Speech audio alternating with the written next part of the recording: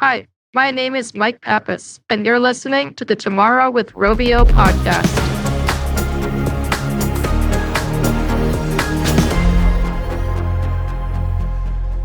All right, well, welcome back, everyone, to another episode of the Tomorrow with Rovio podcast. I'm your host, Ben Mattis, and my guest today is Mike Pappas. He's the CEO of Modulate.ai, and they're one of a few developers right now who are tackling toxicity in online communities using technology, in particular AI. So if you're on Reddit, or if you're on Discord, or if you're playing a video game and someone says something hurtful or hateful or harmful, the old-fashioned way would be you would have moderators who would try and do their best to detect that and appropriately punish you, I guess, if you did that. But obviously, as these communities scale up, the work on the moderators is becoming harder and harder. And of course, it's a living language, and there are many languages, and these communities are complicated and fragmented, and not all of them can have moderators, and et cetera, et cetera, et cetera. So it's a really tough problem to solve with manpower.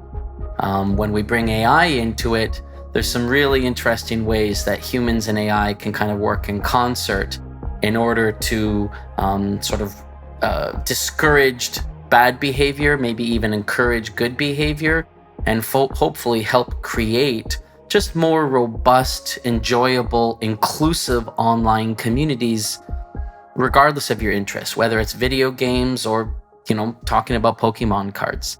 So I hope you really dig this interview. Mike's a great guy. He's super sharp. The space of anti-toxicity is a really important one, in my opinion, for the future of really the world. But of course, it's got short-term immediate benefits to video games and entertainment, which is why I find it so interesting. I hope you enjoy. All right, well, Mike, great to see you again. I've been looking forward to this conversation for a few weeks now. I think this is going to be a lot of fun. But let's start off with introductions. Tell everyone a little bit about yourself, and I guess sort of how you got into the world of AI and ML, and then how that led to your current sort of area of focus. Yeah, absolutely. So thanks again for having me here, Ben. Really excited to be having this chat. So I'm Mike Pappas. I'm the CEO and co-founder of a Boston-based company called Modulate. Modulate is basically working to build tools to make online interaction safer and more inclusive for everyone. And I know we'll be talking more about that specific mission statement in a minute here.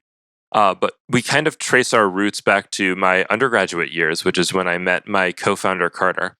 We were actually both studying physics at MIT, and we met because I was walking down the hall and saw an interesting physics problem on the whiteboard. And I stopped to help Carter solve it, and we immediately became friends and are pretty much exactly as nerdy as that sounds. That's so MIT, right? It really, it is. But we did really become fast friends from that. When we actually started Modulate, we dug through our old textbooks to find that problem, to sort of put it on a whiteboard in the background on the first video we ever made using some of our technology. It's been a big part of our history, and we really quickly did become very close friends at MIT. We had a lot of long conversations about kind of the promise of the internet and online spaces, and found we were really passionate about it.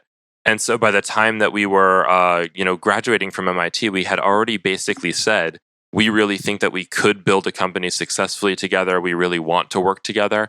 We just need to figure out what on earth we'd be doing. That's right. And we knew it would sort of be in that space of sort of online platforms, and AI capabilities, of course, were interesting to us. They were and are interesting to almost everyone, I think, in some capacity.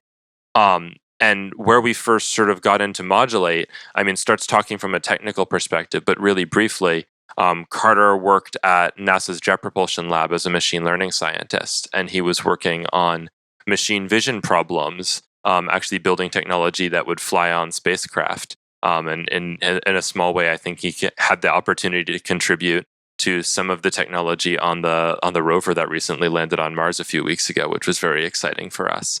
And as he was working in sort of visual AI there, he and I were having our regular conversations, and he started bringing up the idea of maybe you could translate some of these techniques into the audio domain.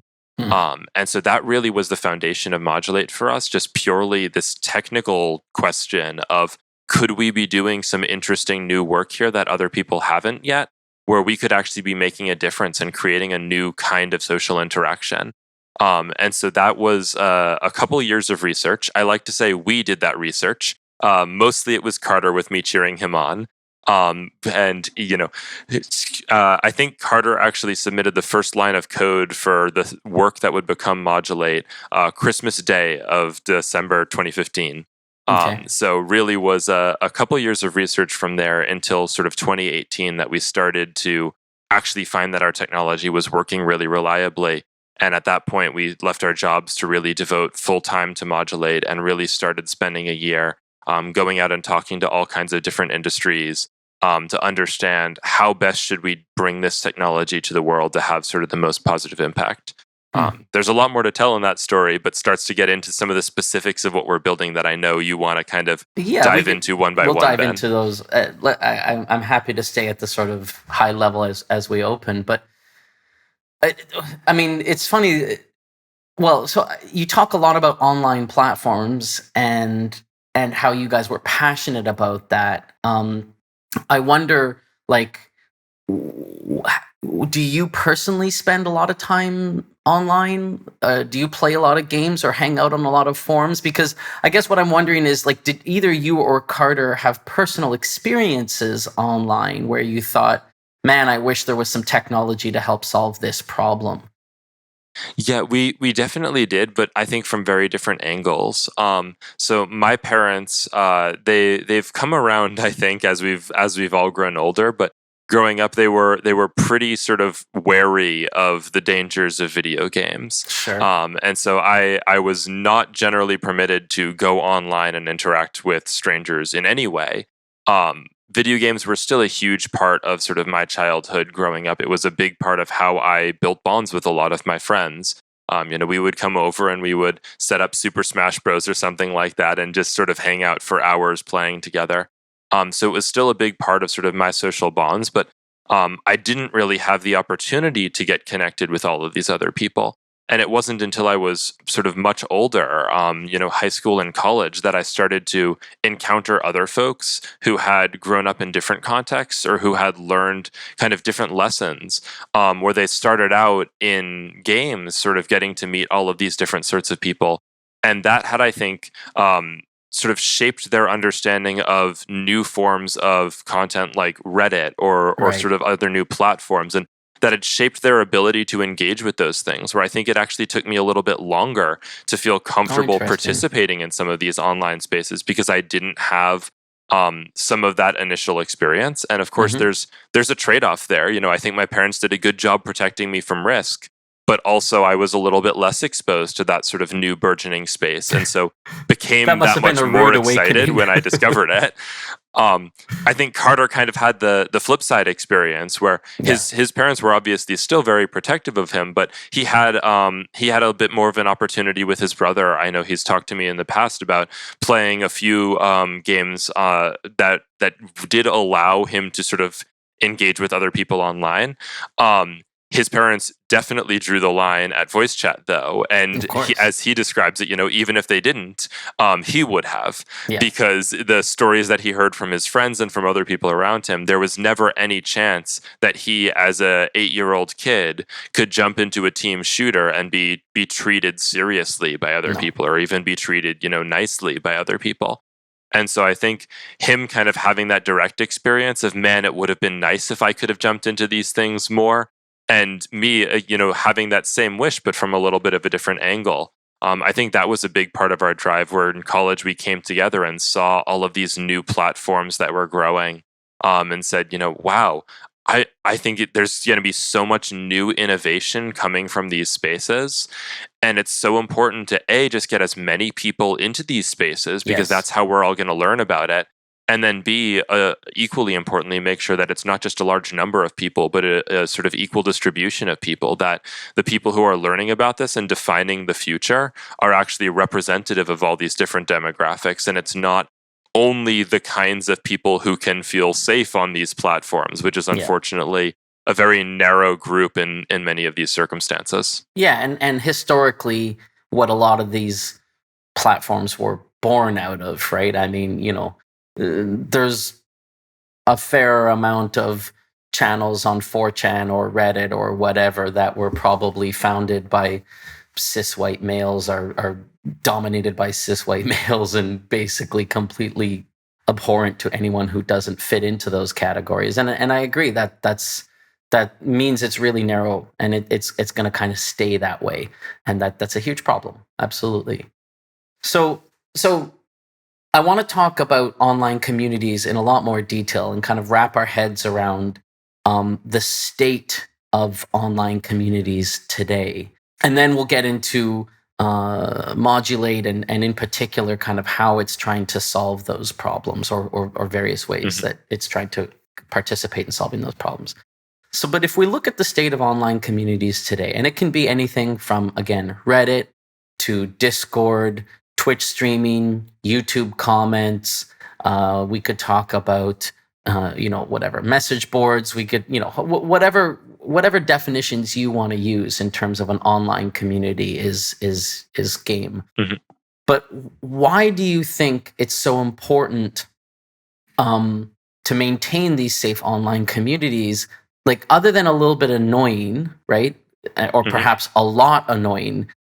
What exactly happens when you have toxicity in an online community? Like, can you break that down and kind of help expose the risks to the online community a little bit deeper?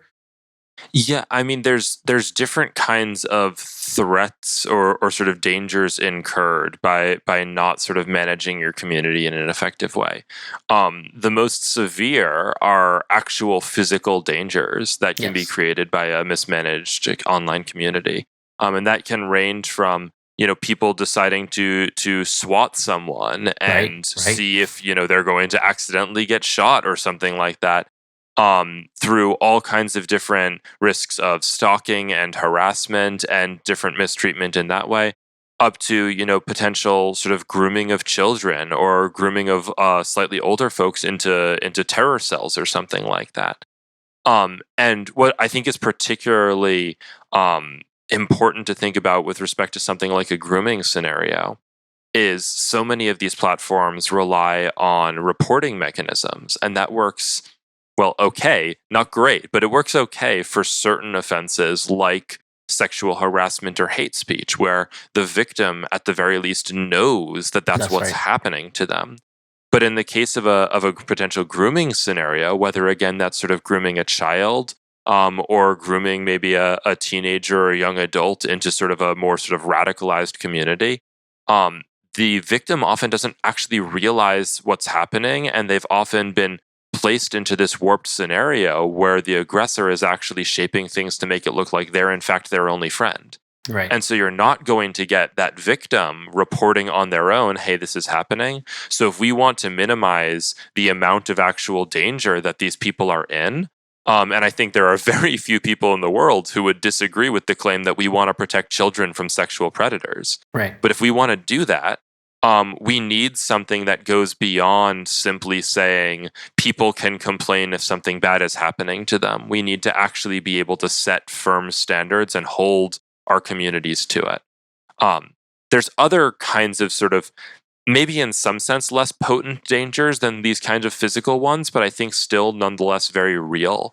And that sort of relates to exclusionary behaviors and just whether someone is able to participate meaningfully in that community. Mm-hmm. Now, where we're working with game studios and social platforms, the first metric that will maybe be brought up in a lot of those conversations is churn and how that relates to revenue, right? If you're just trying to make a great, huge community for everyone, then you're going to be really disappointed if you discover that 20% of your users are churning away or never even bothering to play because they're so sure that they're going to get harassed.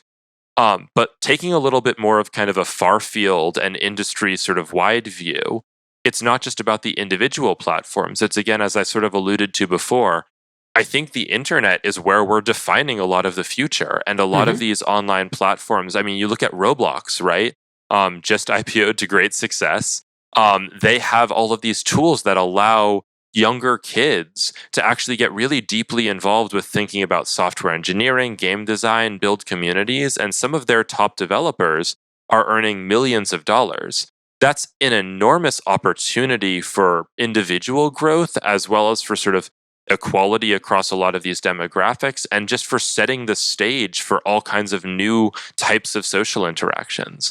Right. And if a platform like that, and I'm not certainly saying that this is true of Roblox, but if a platform like that were designed in a way that only really enabled white male cis folks to feel safe on that platform, then they're going to lose out on all of these great creators that could have been, but they're also disadvantaging a lot of these communities in terms of their ability to set a future and be involved in how that future is being created, to make sure that these larger scale things that are coming down the line actually sort of include and represent them in the right way. So like a more optimistic vision for humanity's future is sort of anchored in our ability to create more welcoming safe havens and online communities today.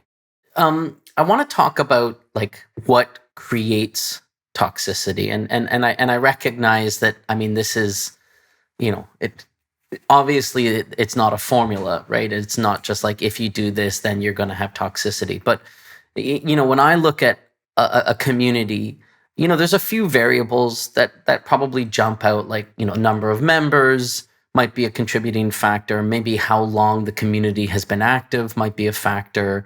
Maybe the platform, almost certainly the subject matter.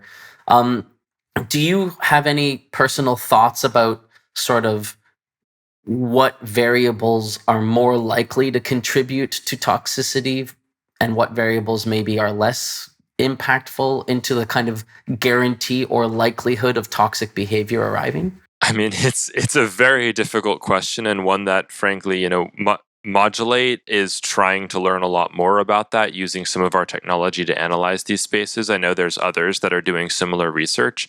We're pretty early in being able to give any definitive answers to this. Okay. I think the way that I would start thinking about it, though, is kind of breaking it down at two layers. There's where does toxicity come from in the first place? And then what is it about a particular community that allows that to manifest? Okay. And to answer kind of that first question, it's usually not specifically about the community. It's not this particular game is suddenly transforming someone into a racist, Right. or suddenly transforming someone into someone who tries to, stalk or sexually harass someone else. Those behaviors were already something that were being built into some of these people through a variety of different means. And I do believe strongly that there are extremely few people in this world who are the villain of their own story. I think everyone has all kinds of different situations that they've sort of experienced and been dealing with. And sometimes that leads to very warped perceptions about the world. And I think it's really important that we as a society say those warped perceptions are wrong. They're not okay. But I think that it's not a juxtaposition to also have sympathy for those people who have been through a lot of these circumstances that have forced them into coping mechanisms or forced them to rely on cognitive biases that are creating these warped perceptions in the world. And so in that sense, I think that a lot of these different sort of sources of toxicity manifest from very large scale world events. Right. That, the games industry certainly isn't going to solve those events on its own. Those are things that we as a much larger society really need to be engaging very thoughtfully with and be able to talk to people about, hey, you are wrong. This belief that you have is wrong, but you are not evil. We understand how this came to be, and we want to help you to get better, to figure out these better ideas, to figure out the right way to engage with the world. You don't deserve to suffer for having sort of been brought into these bad situations, so long as you are actually interested in learning and improving yourself. that's kind of a whole other larger political that's a big one for sure. though. But no, I mean, I think that's an important point to identify, is that there's external factors probably creating toxicity in the individual that you maybe can't control with a piece of technology. I think that's an important point to make. Absolutely, yeah. And I think from the other sort of perspective of what does an individual community or platform do that kind of elicits this kind of toxicity? There's a bunch of different answers to that, from sort of accountability. And a lot of people have talked about anonymity potentially contributing to this bad behavior. I think there's actually some really important benefits to anonymity too. Giving people a little bit more freedom to explore for themselves and not feel anchored to who they've had to act like in the physical world. But it is certainly a double-edged sword, and being able to understand that and be thoughtful about it.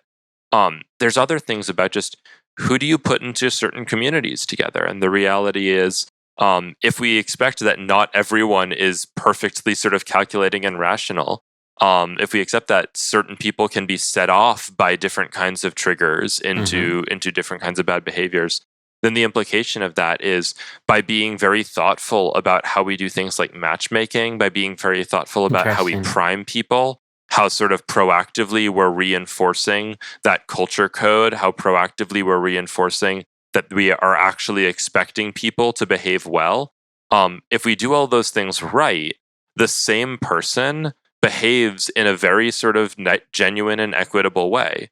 And if we do all those things wrong, if we fail to enforce the fact that we care about good behavior, if we make it clear to them that they're not going to be punished, that same individual person is suddenly going to start behaving in a more toxic fashion, because nothing is sort of holding them accountable to behaving differently. And for better or worse, in many cases, it's just easy to allow yourself to lapse into those sort of biases that have formed in the past. Yeah, and I mean, in the real world, if a kid walks into a classroom and starts throwing chairs and slinging around racial slurs, we don't just, pat them on the head and say, boys will be boys anymore, assuming it was a boy, right? Generally speaking, there are consequences. They are reprimanded in increasingly severe ways. And ultimately, they might be completely ostracized as a result of that behavior, right? And of course, it sort of makes sense that the same thing would exist in an online community, or should exist in an online community. But it leads to this next question that I wanted to talk about when we look at sort of anonymity, I guess, a little bit more. You mentioned anonymity. Obviously, it's something that a lot of people bring up as possibly an enabler of toxicity, or possibly an enabler of more variety. Do you personally see any correlation between the level of visibility and harassment? So obviously, the least visibility is like pure text. That's kind of like the most anonymity. Probably next level up would be like voice chat, like a Discord or something like that. And then I guess sort of maximum visibility would be like this, where you can see me, you can hear me, you see the context of where I live. It's kind of like, maximum. I don't have to tell you my real name necessarily, but other than that, it's kind of like maximum visibility. Is there any correlation there that you see? I mean, yes, but unfortunately, it's not sort of a single dimension that we're talking about here. So, yes, I think we've seen when you turn on voice from text, that unlocks new kinds of sort of toxicity, right? Okay. With text, you didn't necessarily have your age or gender revealed, but that's often implied by your voice. Voice allows for new sort of attack vectors. You can be really loud and prevent people from sort of attending to what's going on. You could send a lot of stuff through text chat, but it's a lot easier to ignore that. So adding those new dimensions definitely can sort of unlock new negative behaviors, but it also activates sort of a deeper emotional connection between the people. And I think that's most when you're seeing and hearing them, but certainly hearing them compared to just seeing the text. There have been a lot of studies that show you do build substantially faster, meaningful bonds with someone if you're speaking with them through voice compared to over text. You're much more successful at predicting their emotional state, which I suppose for trolls could mean that they're better at being toxic. But for most of us who are trying our best to be good, It allows us to navigate those conversations more effectively. And again, I think there's also kind of that explorative element where, unfortunately, I'm blanking on the name of the study. I think it was from about 4 years ago, but there was a study that looked at specifically women playing online games and found that about 80% of them were saying, hey, I really like participating in these online games using voice because it gives me the ability to explore sort of new versions of my identity or new Right. behavior patterns where I'm not bound to sort of specific social niceties that I feel myself anchored to in the physical world. And what really struck me is that was 80% of the people, but 80% also, maybe not exactly the same 80%, but 80% of that same population also reported dealing with really substantial toxicity through voice chat. So it wasn't that there wasn't this problem. It's just that the problem comes with sort of complements along a different dimension that also right. make it better in different complicated ways. Like anything interesting, there's challenges and opportunities, right? Exactly. So for me, and of course, I probably have a bit of motivated cognition here, given what I do for a living, but I feel like the right approach forward is to say, look, some of these things are fundamentally impossible without voice. You can't get the same level of emotional connection without it. You can't get the same kind of easy engagement that we can have while having our hands off the keyboard or sort of quick communication if we're trying to coordinate in a game. It's just necessary in a lot of these places. So I choose to sort of say there's enough value to get from voice that it's worth putting in that effort to compensate for the additional risks it introduces. There are a lot of places that are still out there that have basically said, hey, we're not sure that it is worth that risk. And so we've just chosen to completely cut out voice chat entirely from the platform.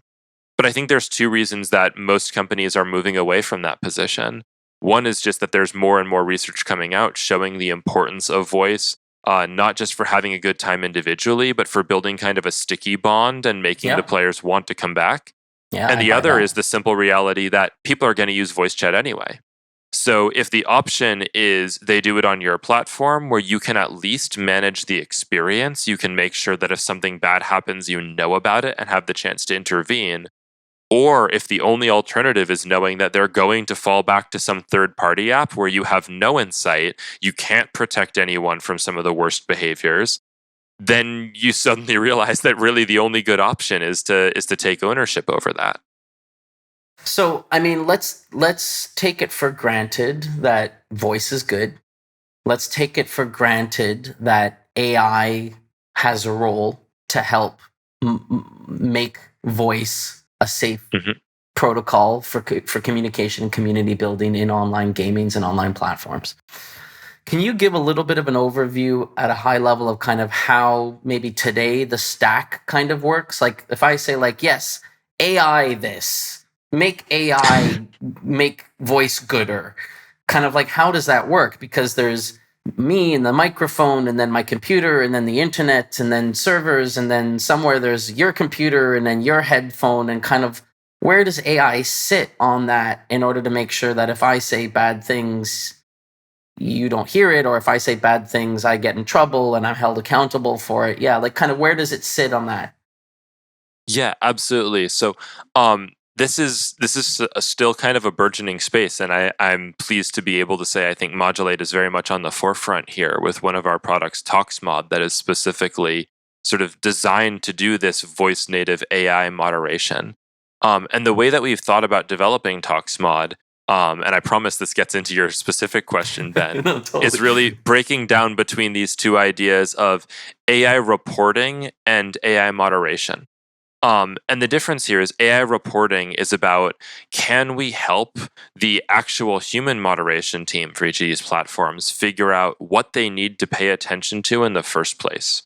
If you think about a major platform, there might be 100 million hours of audio or even 1 billion hours of audio going through that system each month.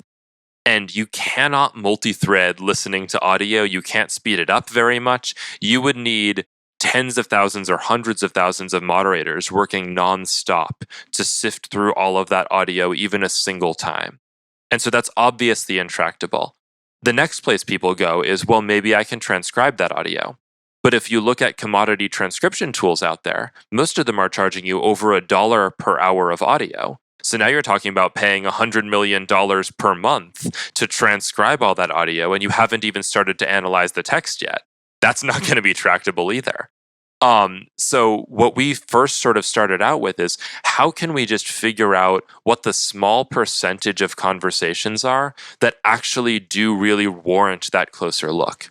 And for building our answer to that, we're primarily focused on AI systems that sit directly on your device, both in terms of trying to reduce our sort of cloud compute costs, but also to protect user privacy, right? I don't want to be sending your conversations out to a cloud. And if I have to, I should say, Modulate's doing quite a bit of work to make sure that that's treated very safely and securely. But I don't want to have to send those conversations out to the cloud unless there's a really good reason to believe that something is actually happening that people need to be paying attention to there. And so when we built ToxMod, we start with this first on-device triage layer. So you speak into your microphone, and that gets picked up by the game client, and our SDK is built into that game client. And so the client, before it sends the audio out to whoever you're talking to, it runs it through our SDK. And our SDK is able to look at a variety of different models. We do a little bit in terms of sort of keywords. Maybe we can tell if you're saying the N word or something like that. But we're also looking at things like, what's the emotion of this speech that you're giving right now? What are some of the speech behaviors? Are you being suddenly very interruptive or very loud? What's kind of the prosody of the speech? What's the other sort of game elements that we can take information about? As well as sort of listening to that audio. And this is something we accumulate over time, but trying to understand based on the timbre of your voice, based on the behavior of your speech, and make slow and steady predictions over time about things like age and gender as well. And this allows us to say, hey, maybe we don't know exactly what's happening in this conversation, but someone just got very loud. They sound angry. Two other speakers are sounding upset and got much quieter. Maybe that's worth a closer look. Or to maybe be a little bit more sort of drastic about it, maybe there's a 40-something-year-old masculine voice talking one-on-one to a preteen feminine voice. And we look at the history and see that same older man is in 3 other one-on-one conversations with similarly young preteen girls. That's not necessarily enough to say, okay, this is definitely a place we need to call the cops, but it's certainly enough to start implementing nudges and trying to see, can we maybe just direct these younger players more towards people from their own age, whether or not this is actually a bad actor? And so it's that kind of initial detection where we're not 100% sure what exactly is going on, but it's enough for us to say, this is one of those needles from within the haystack that's worth a closer look. Yeah. And so from there, we can send it up. We can do a little bit more sort of unpacking to make it really easy to consume. And then we'll present it to the actual moderation team so that it's still a human in the loop making the final decision about, did someone actually do something wrong? And that way we're not sort of asking the AI to understand all the nuance of human social interactions, because we know that there's so many different corner cases, it's just not going to cover that. We're still able to sort of use humans to do that piece, but we're empowering a much smaller team of people to actually monitor this huge community. Yeah.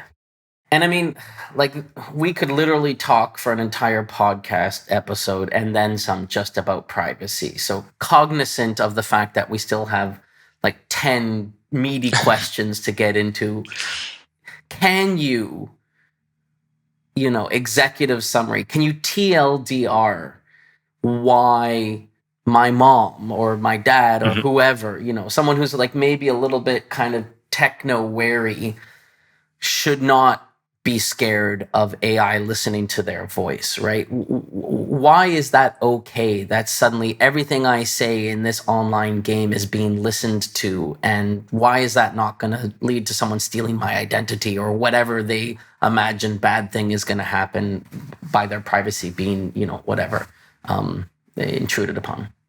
Yeah, I mean, certainly in terms of why it won't lead to something like someone stealing their identity, the simple answer is that the immediate consequence of AI analyzing your audio is it reduces it down to these different features and predictions of what is the emotion sort of probability distribution, what is our understanding of the transcription.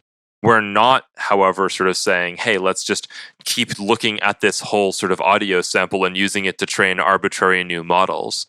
So there's certainly kind of a hard guarantee that all we're analyzing is the stuff that would be relevant to toxicity. Beyond that, I maybe this is kind of the wrong approach, given that I'm somewhat wearing a salesman hat here, but I don't think they should inherently trust us to be doing the right thing. I think that the burden of proof is absolutely on us. And we've tried to go out there and talk very clearly about here's why we need to collect this data, here's what it looks like. I think there's also some balances against if you're participating in an online space at all, a human might report you. And your audio could be sent up for other people to take a look at, right? Yeah. And there's various reasons why people have reported others for not actually toxic behavior, whether to try to get an edge in a tournament by getting someone banned, or just as a troll, or the misclick, or whatever it is.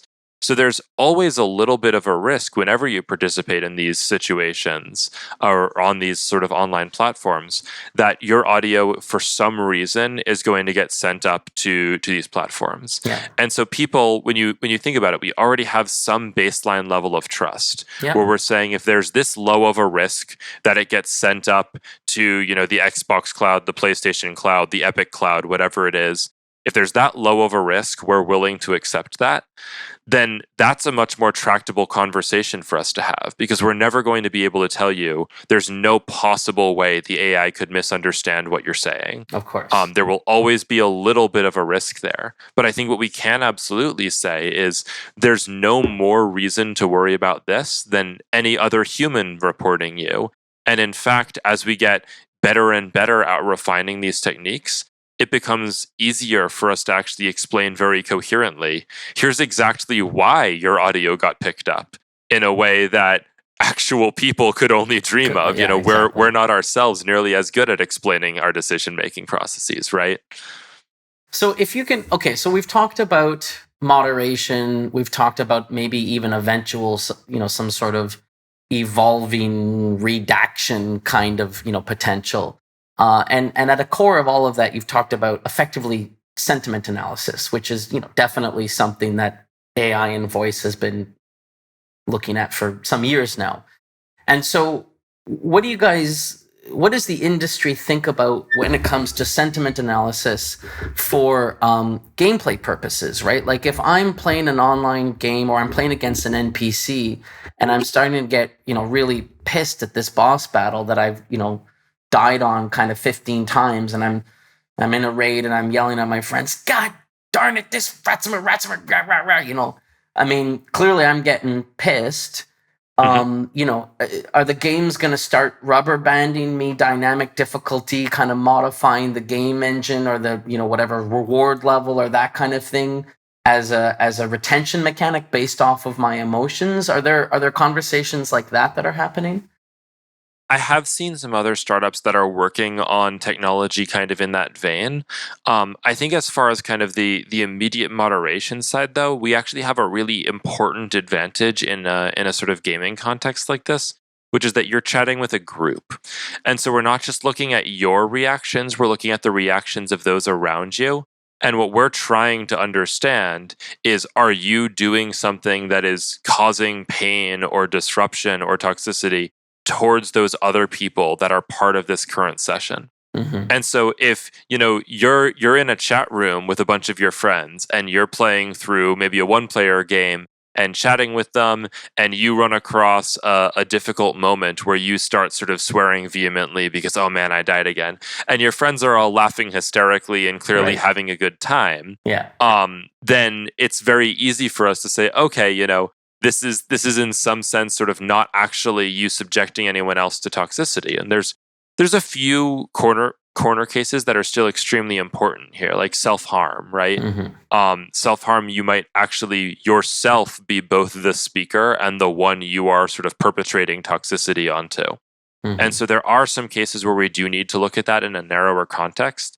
But I think when we're sort of looking at this at a toxicity angle, the ability to rely on the cues from everyone else in the conversation helps us make sure that we have a much more consistent understanding of what's actually going on. Okay.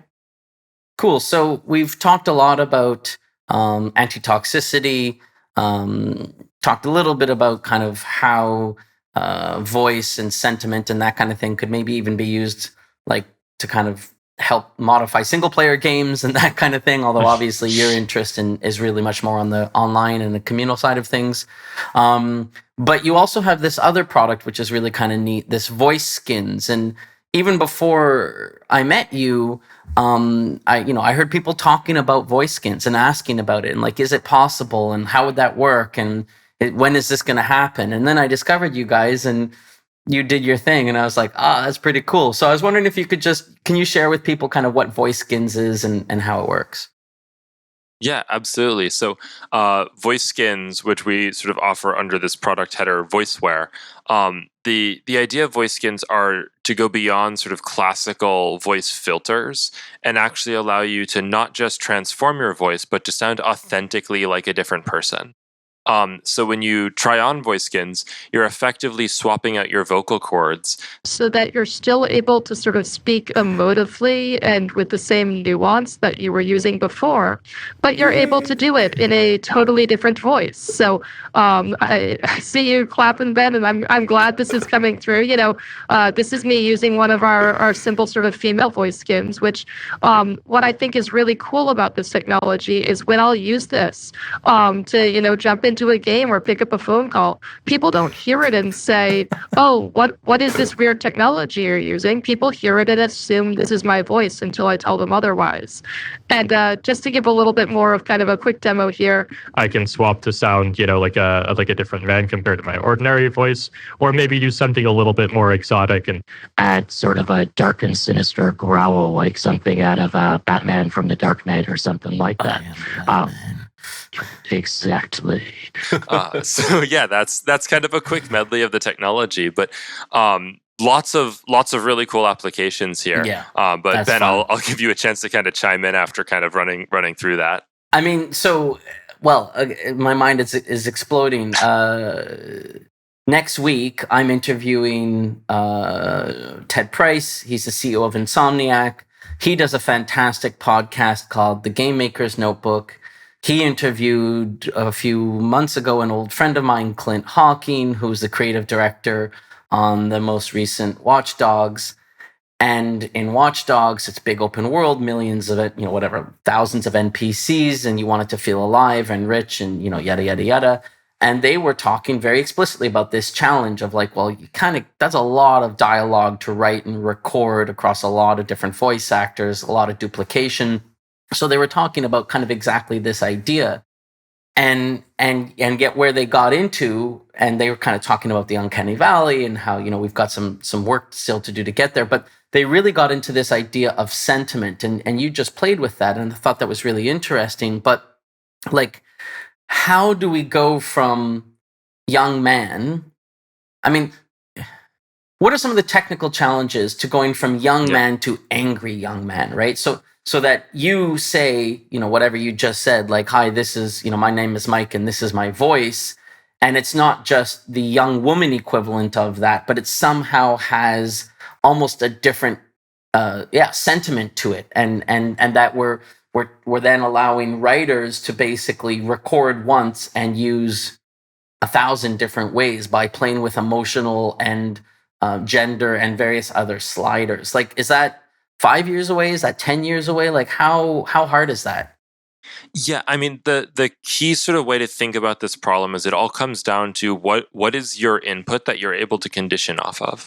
Okay. So the least contentful input you could give a system like this is text, right? Text is just, here are the words I want you to say. Maybe punctuation implies a little bit about emotionality, but you're basically asking the system not just to say, you should say these words in this vocal cord or in this set of vocal cords, but you're also asking it to figure out, where do the pauses go? How do I enunciate these words? What's my accent? All of those different things. So when you build a text-to-speech model, first off, you need tons and tons of data, because that model, if you're building a model of, I'm just going to say Morgan Freeman, you don't just need that text-to-speech model to understand, what is the sound of his vocal cords saying these couple of things. You need it to understand, where does he insert pauses? How does he perform these different kinds of text?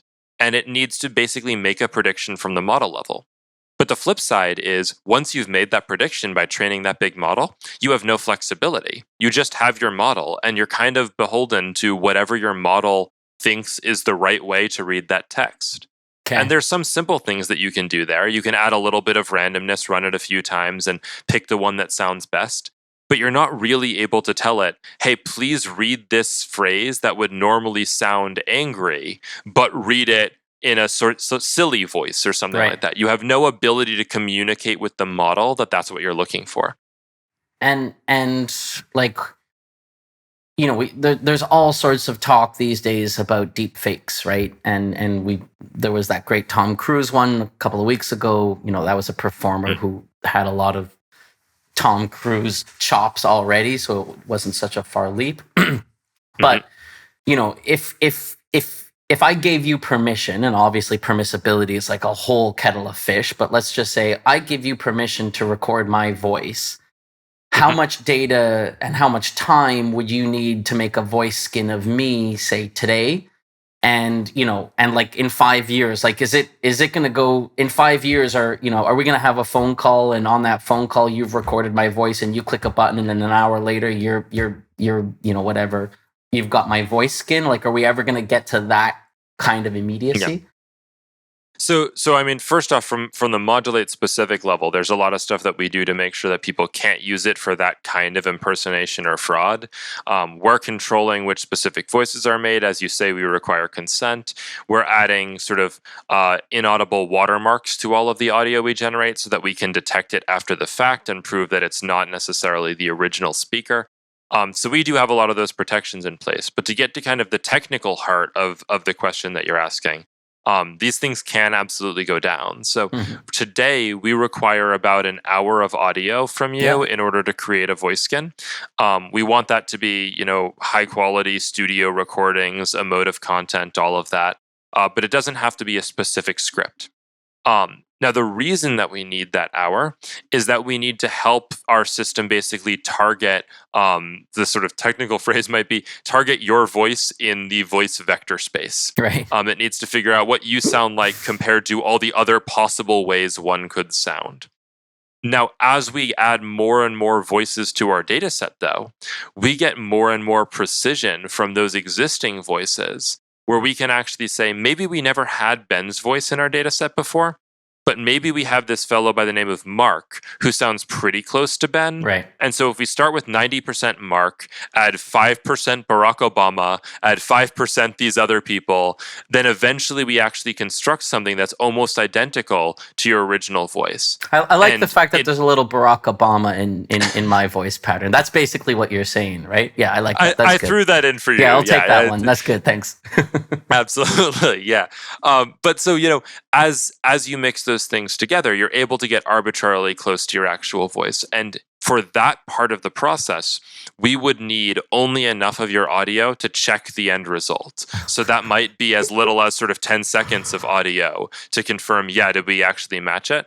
That will require us to add a lot more voices to our data set, though. And again, we want to still be very careful about whose hands do we put this tool into. Yeah.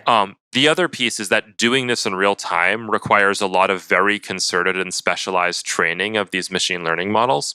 So even if I were to design that new Ben voice through that combination, then today it would still probably take us a couple of weeks before we had the final real-time usable Ben voice. Okay. There's a lot of cool work being done in things like transfer learning that could enable us to reduce those times down substantially. I'm not sure if we're ever going to get them to literally happening live on the fly. Right. But maybe something more on the order of, you know, you press a button and an hour or a couple hours later, you get an email saying, hey, your voice is ready. Download it now to try it out or something like that. That's cool. And I mean, so like, what are the implications of this for Hollywood? Like, we talk all the time about games, obviously. And of course, for me, man, give me a button where I can sound like Yoda or Darth Vader or my sister in the middle of a game. I am all in. Like, that would be a ton of fun. And I'm ready, and I don't have privacy concerns, and I'm not losing any money by that. So it's like kind of whatever. But on the flip side, if, you know, Morgan Freeman's voice can be captured and simulated with AI to a relatively high fidelity. In 5 years, what does that say about Morgan Freeman, the performer? Like, do you guys think at all about that and kind of where voice skins fit into the ecosystem of performance? Absolutely. And I mean, that's one of many reasons, but it's still one of the reasons why we start on this very social side, where I'm playing a video game and I want to sound like Morgan Freeman because I think that will evoke my character in a more effective way. How was I ever going to do that before? It's not like I'm going to hire Morgan Freeman and have him come to my house and play the video game on my behalf. Cameo. He's like $1,000 on Cameo, though. So But even then, he only gets one of those $1,000 payments at a time. He's not going to play everyone's video games for us all, and so he's kind of bound in that way. And so, from the social perspective, so long as we're doing the right things, which we're already sort of doing on watermarking and everything, to make sure people can't use this to impersonate him, we are unlocking a brand new market that he never would have had access to before. As you start talking about Hollywood and production, though, you absolutely do start reaching this point where there is a little bit more direct conflict. And you could imagine someone saying, do I hire Morgan Freeman or do I hire sort of this intern voice actor to recite the lines and swap in Morgan Freeman's vocal cords after the fact? And the answer actually, though, is you probably still hire Morgan Freeman. Because if you'll recall, with our voice skins, you still need someone to perform the voice. Yeah. You need the emotion and the nuance and the character.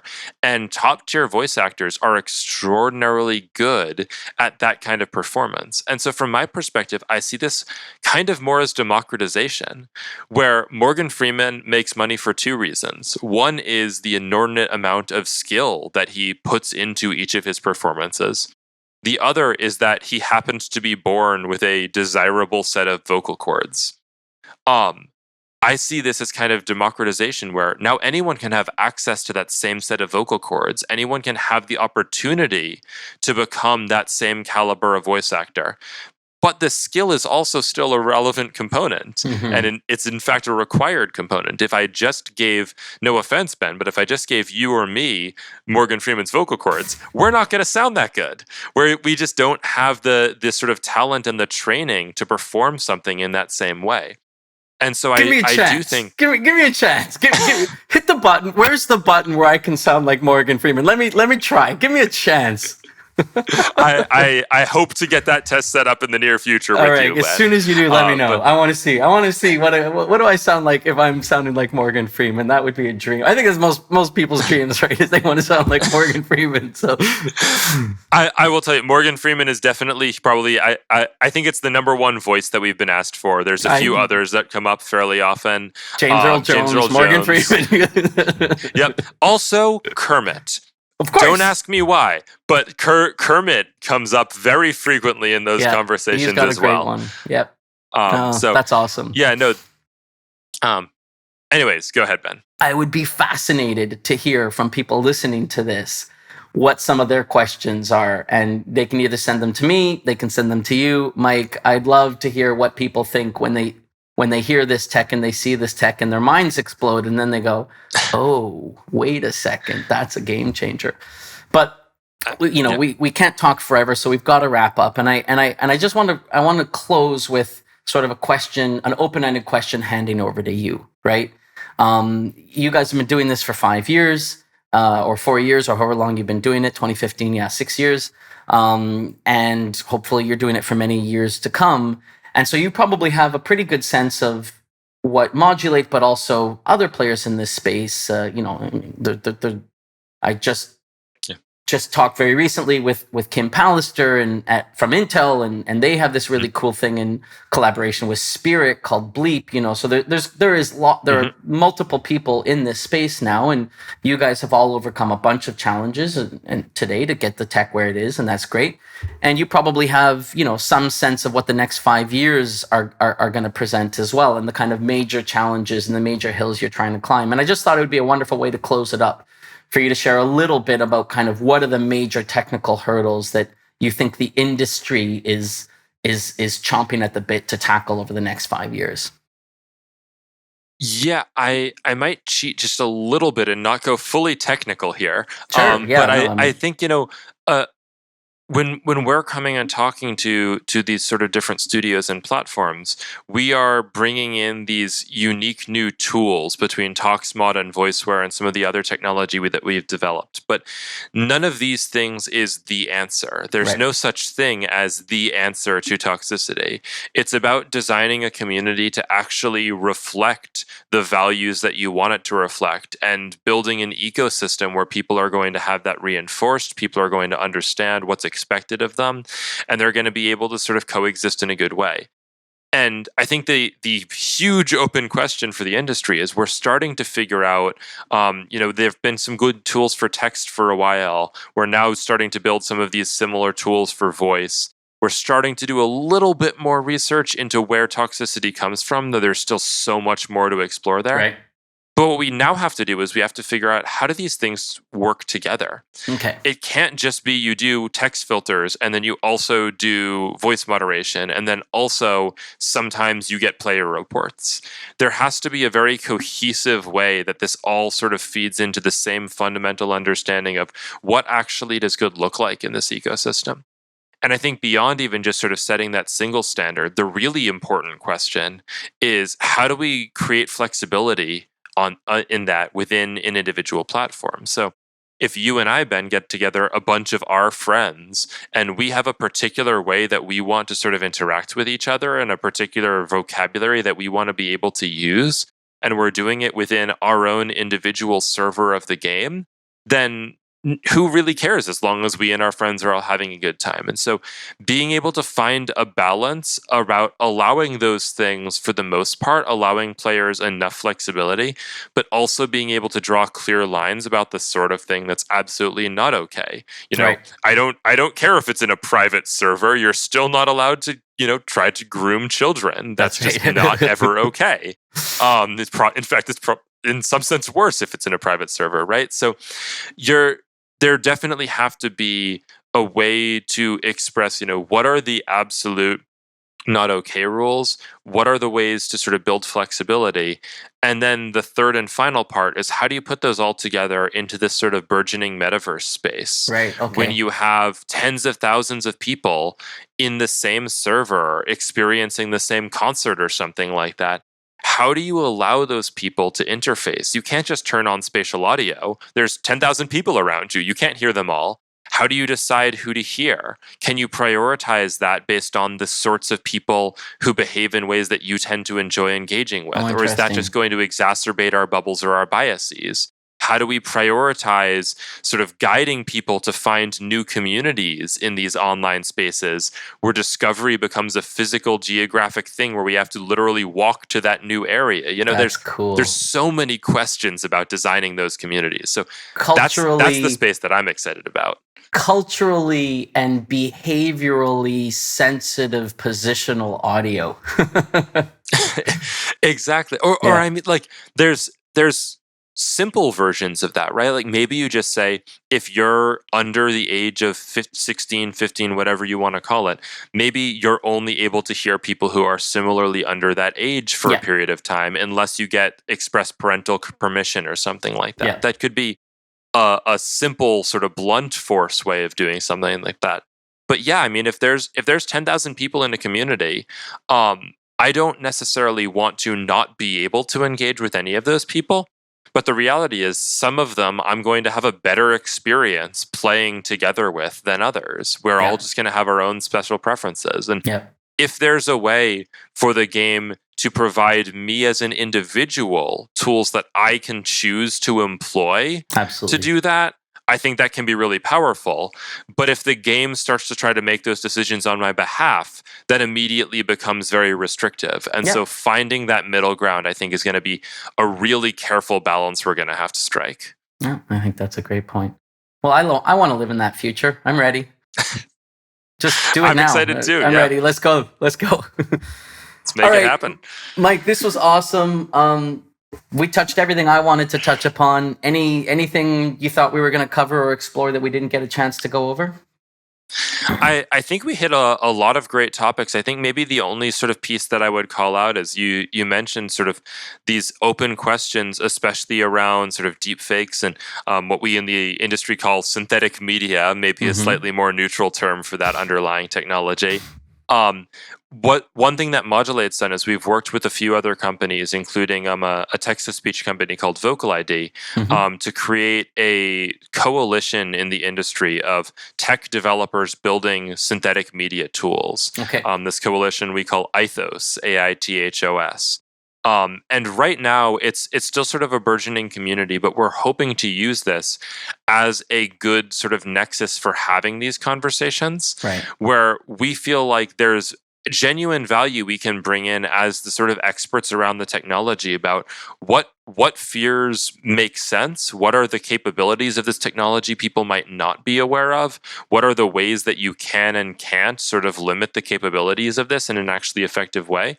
But obviously, we're not the only ones who have concerns or who have thoughts about sort of what misuse could be problematic. And so we want to make sure that we're able to sort of provide this ground for the industry to have meaningful conversations with people that might not have the same technical background, but still obviously deserve to have their voices heard and to be contributing to the design of this sort of new technology that's going to be so world changing. So, again, it's still pretty much a young burgeoning sort of community there. But I would encourage anyone interested in these questions, other than reaching out to myself, certainly, to take a look at that Ithos community directly, and see if there's ways for you to be getting involved there as well. That's great. Yeah, and that's perfect. A perfect closing point. AITHOS. That's right. The website is ithos.tech, actually. Awesome. All right. Well, Mike, a pleasure as always. I wish you and the Modulate team all the best. The tech's a ton of fun.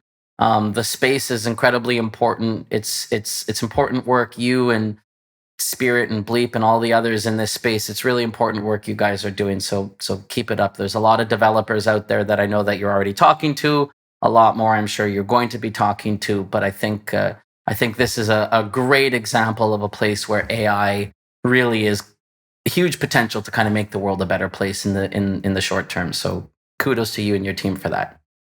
The balance of AI and humans, I would say. Neither can do it alone, but I think we really are placed to do some really incredibly powerful things as the technology gets out there. So thank you again for having me, Ben. It's been a pleasure. Awesome. All right. Talk to you soon. And that's a wrap for yet another episode of the Tomorrow with Rovio podcast. Thank you, Mike, for joining me today. I had a lot of fun. Hopefully you out there listening or viewing this enjoyed it.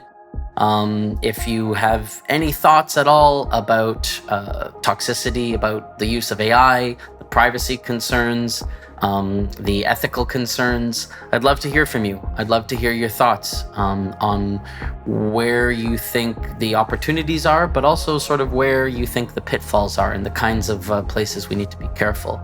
And of course, as always, if you have any thoughts about future guests or subjects that you'd like to, hear us explore, or people that you think we should talk to, I'd love to hear your thoughts there as well.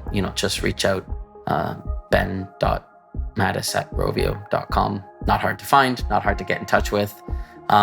Thank you as always. Have a great night. Talk to you soon.